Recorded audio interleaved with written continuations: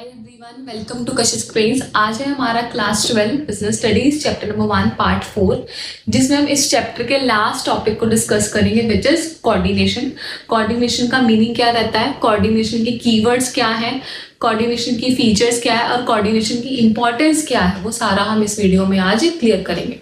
तो जब हम कोऑर्डिनेशन की बात करते हैं, कोऑर्डिनेशन का मतलब क्या होता है, हर एक फंक्शन को बाइंड करके चलना, हर एक फंक्शन को सिंक्रोनाइज वे से करना, डेट इज कोऑर्डिनेशन। कि सिंक में होना चाहिए, कोई भी कन्फ्लिक्ट्स नहीं होनी चाहिए, ओवरलैपिंग ऑफ एक्टिविटीज नहीं होनी चाहिए, वेस्टेज ऑफ एफर्ट नहीं होना चाहिए।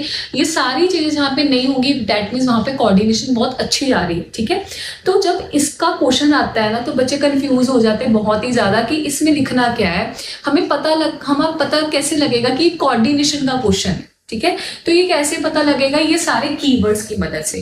जब आप ये सारे कोऑर्डिनेशन के कीवर्ड्स अच्छे से अपने माइंड में बिठा लोगे, तो आपको कोऑर्डिनेशन की केस स्टडी में कोई भी दिक्कत नहीं आएगी। क्यों? क्योंकि कोऑर्डिनेशन का कोई ऐसा हेडिंग नहीं है कि वो आपको बोलेंगे कि नेचर ऑफ मैनेजमेंट बताओ, ऑब्जेक्टिव ऑफ मैनेजमेंट बताओ। नहीं, कोऑर्डिनेशन एक अलग से कंसेप्ट है मैनेजमेंट का।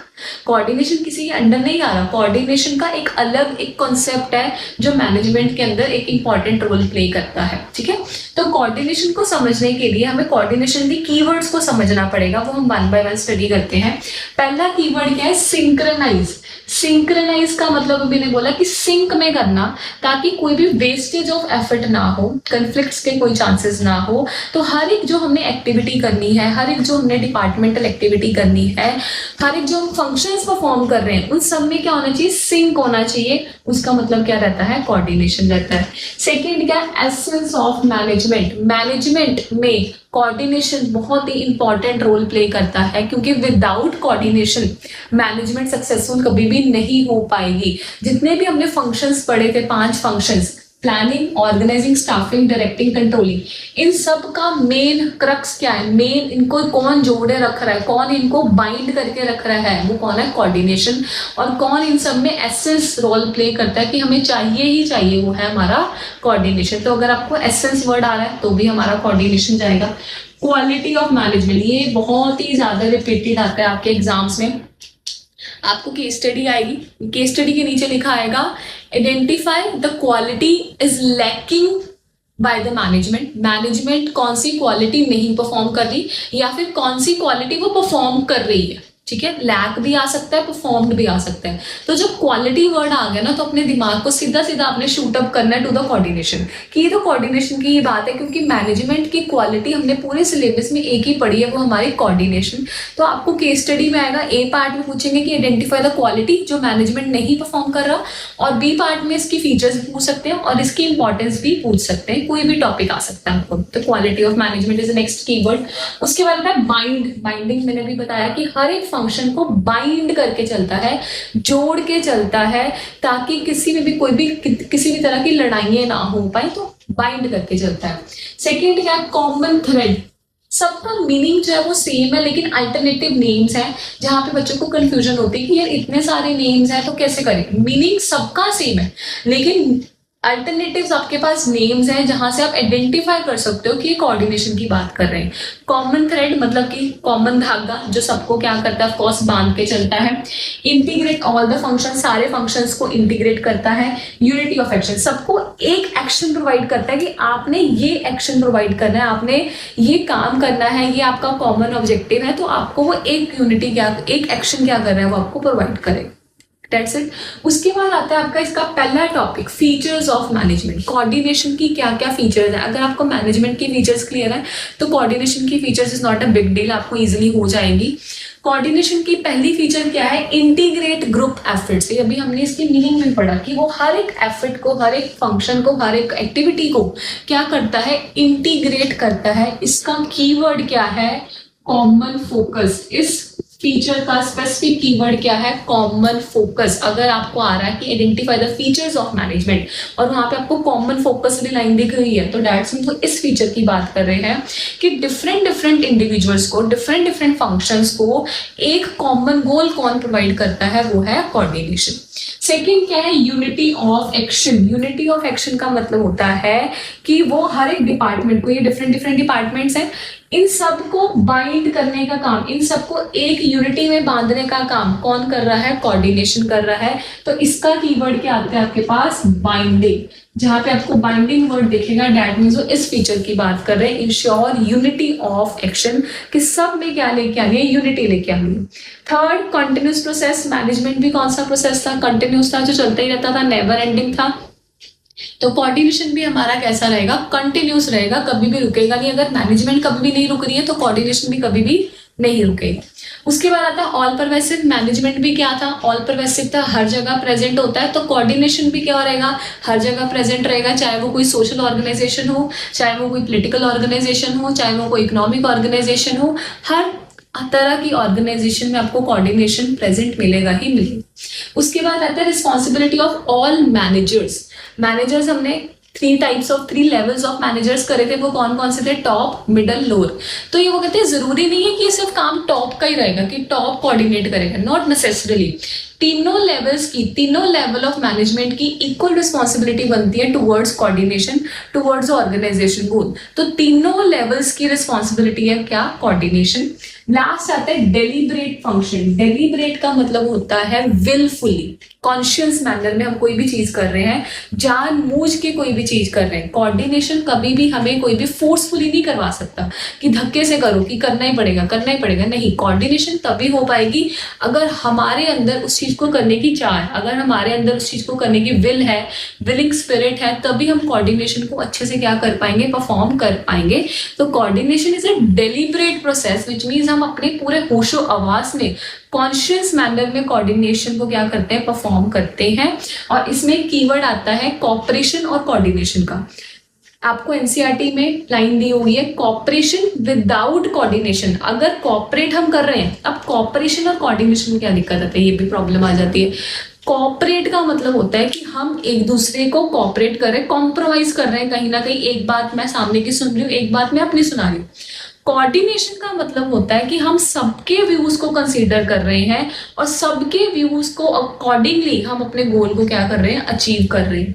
तो अगर कॉपरेशन है लेकिन कोऑर्डिनेशन नहीं है, मतलब हम एक दूसरे के लिए कॉम्प्रोमाइज करने को तो रेडी बैठे हैं लेकिन कोऑर्डिनेट नहीं कर रहे हैं एक दूसरे के साथ, तो that means wastage of effort. Effort आपका वेस्ट है। जो आप कॉम्प्रोमाइज करने को रेडी बैठे हो वो आपका एफर्ट क्या हो गया? वेस्टेड हो गया। लेकिन अगर हम दूसरी साइड देखें, कॉपरेशन नहीं है, मतलब हम एक दूसरे के साथ कॉम्प्रोमाइज करने को बिल्कुल रेडी नहीं है, लेकिन कोऑर्डिनेशन है, तो वो भी क्या होगा? हमारे लिए डिसएडवांटेज ही होगा कि हमारा जो गोल है वो अचीव नहीं हो पाएगा। तो हमें दोनों चीजों की इक्वली ही रिक्वायरमेंट है, कोऑपरेशन की भी और कोऑर्डिनेशन की भी। कोऑपरेशन भी चाहिए और कोऑर्डिनेशन भी चाहिए, ठीक है। तो ये हमारे फीचर्स ऑफ मैनेजमेंट है और ये हमारे इंपॉर्टेंट कीवर्ड्स हैं जहां से आपको पता लगेगा कि कोऑर्डिनेशन का क्वेश्चन है। मैं आपको अगेन बोल रही हूँ कि जब कोऑर्डिनेशन का क्वेश्चन आएगा तो आपको कोई स्पेसिफिक हेडिंग नहीं आएगी। Coordination is a concept of management. आपको केस स्टडी के नीचे भी आ सकता है, identify the concept of management. तो कंसेप्ट में हमारा कोऑर्डिनेशन आ जाएगा और ये इनमें से अगर कोई भी वर्ड आपकी केस स्टडी में है दैट मीन्स वो कोऑर्डिनेशन की ही बात कर रहे हैं, ठीक है। उसके बाद हमारा नेक्स्ट टॉपिक है इंपॉर्टेंस ऑफ कोऑर्डिनेशन। कोऑर्डिनेशन क्यों चाहिए? कोऑर्डिनेशन की क्या इंपॉर्टेंस रहती है? कोऑर्डिनेशन इतना ही ज्यादा इंपॉर्टेंट रोल क्यों प्ले करती है? तो 3 इंपॉर्टेंस है इसकी। पहली इंपॉर्टेंस है ग्रोथ इन साइंस।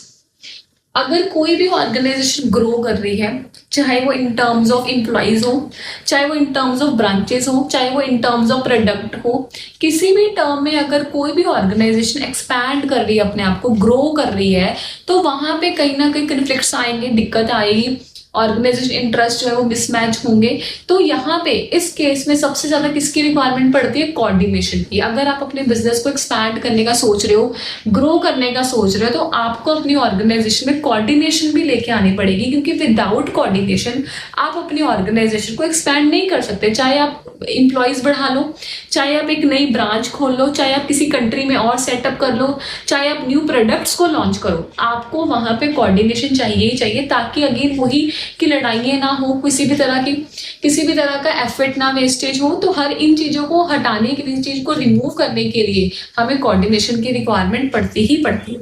सेकेंड क्या है? Functional differentiation.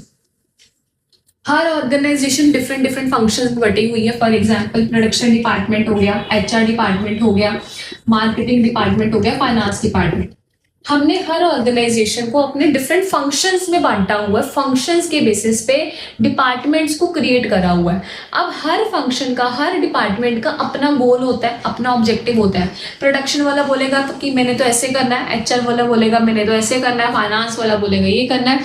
तो उन सबको टुवर्ड्स ऑर्गेनाइजेशन गोल अचीव करने के लिए कौन मोटिवेट करता है? कोऑर्डिनेशन। अगर इन सारे डिपार्टमेंट्स के अंदर कोऑर्डिनेशन नहीं होगी तो वो सिर्फ अपना सोचेंगे, ऑर्गेनाइजेशन के गोल को अचीव करने का कभी भी नहीं सोचेंगे। और अगर वो ऑर्गेनाइजेशन गोल को अचीव करने का नहीं सोचेंगे तो इनडायरेक्टली उनका खुद का भी लॉस होगा ही होगा कहीं ना कहीं। तो कोऑर्डिनेशन हमें हेल्प करता है फंक्शनल डिफरेंशिएशन क्रिएट करने में, कि अगर एक ऑर्गेनाइजेशन ने अपने फंक्शंस क्रिएट कर रखे हैं तो उन सबके बीच में कोऑर्डिनेशन होना, ताकि हम ऑर्गेनाइजेशन गोल को क्या कर पाए, अचीव कर पाए, वो भी बहुत ही ज्यादा क्या है, जरूरी है।